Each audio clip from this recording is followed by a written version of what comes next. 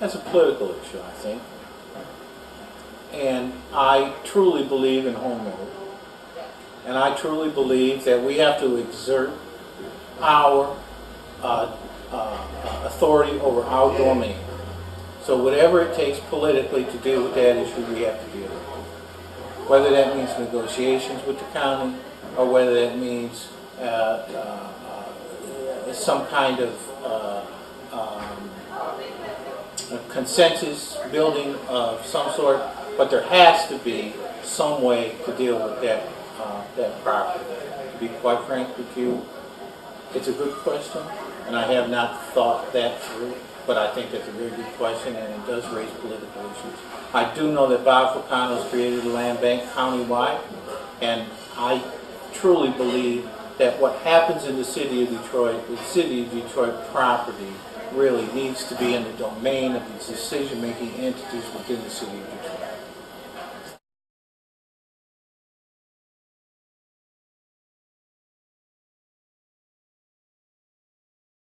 I don't think that the two are mutually exclusive. I don't think by having industry coming into the city of Detroit necessarily means that this is to the detriment of small business. I think small business actually is a cornerstone of the redevelopment of the city of Detroit.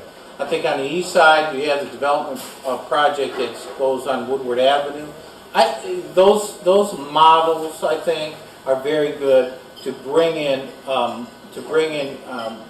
federal grants to foster small business. I think that there has to be collaboration between government and business. I think there needs to be a decision-making process which is inclusive and not exclusive. I have to tell you that those issues are very specific and need very specific kinds of research.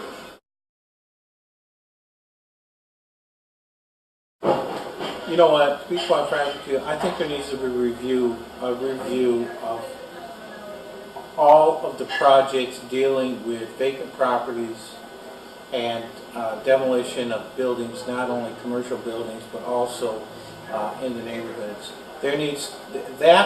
That has to occur like immediately. I think one of the biggest problems that confronts us is that that has never been a priority item in the city. It has never been a priority item. And when you couple that with the shrinking tax base, I think that there has to be some consolidation of properties across the city. Somehow we have to get to that point.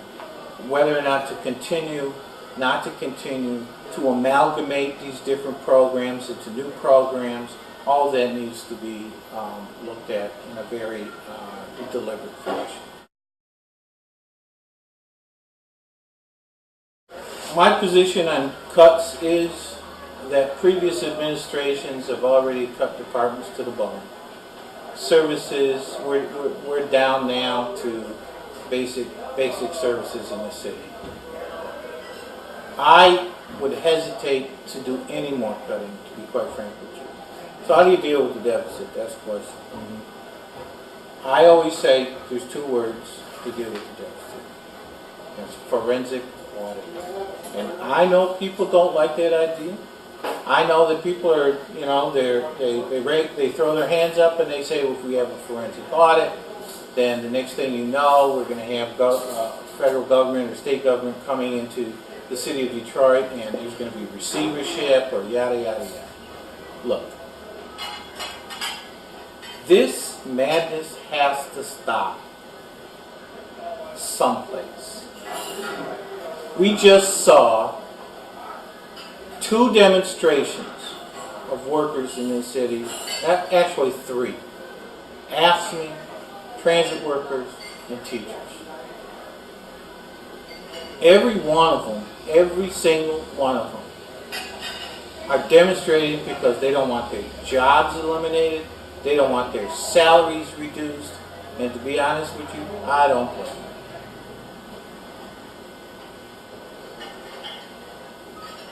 Mr. Bob in the Detroit Public Schools has gone in and found an outrageous amount of graft and corruption that penetrates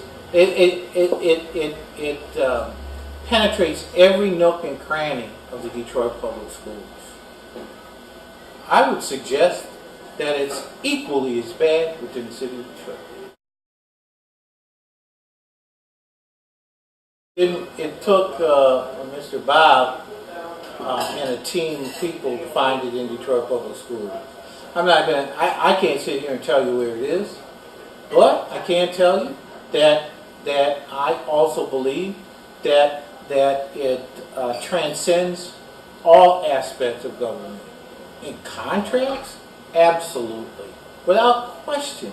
Look, 15 years on Detroit Wayne County Community Mental Health Agency dealing with a $530 million budget. I can tell you that Wayne County is balancing their budget on the backs of the mentally ill. I can tell you that contracts, no big contracts for services for the Department of Children and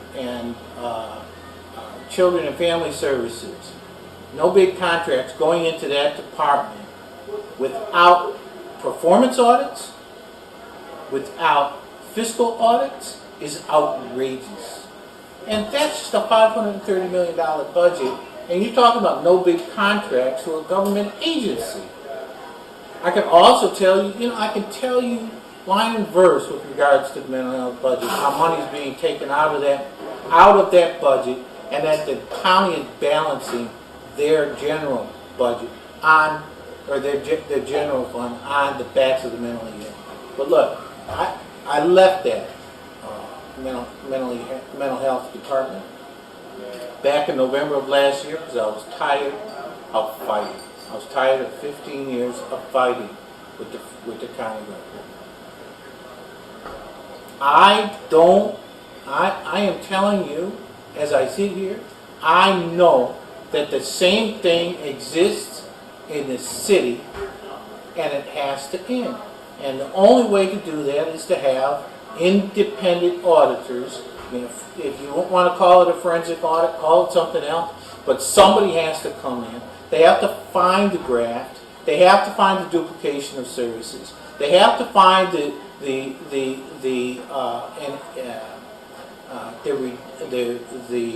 redundancies in contracting, the no big contracts, who's getting favors, who's not getting favors. That's what I think needs to occur. And if I'm elected to be on city council, I'll not only promote it, I'll scream for it.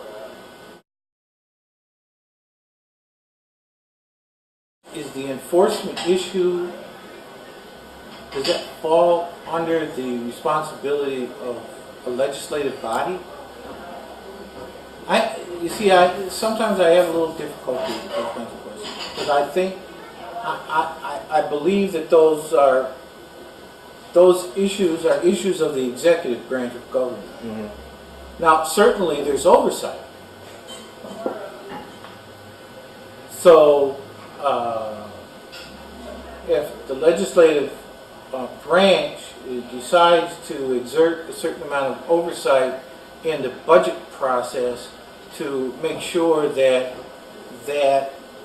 the established ordinances or the rules are followed, which have been in place by previous administrations or other ordinances, then I would suggest that it's lawsuit time. You got to force the executive branch of government to take care of their business, to make sure that they follow the rules and do what they're supposed to do. Certainly, because the city council has to approve contracts, mm-hmm. and there's a review and overview of the contracts to make sure that the ordinances or the rules are followed. Well, certainly that's logical that it happen. But that's before the contracts are actually implemented. That's before they're approved. Mm-hmm. Okay. Absolutely.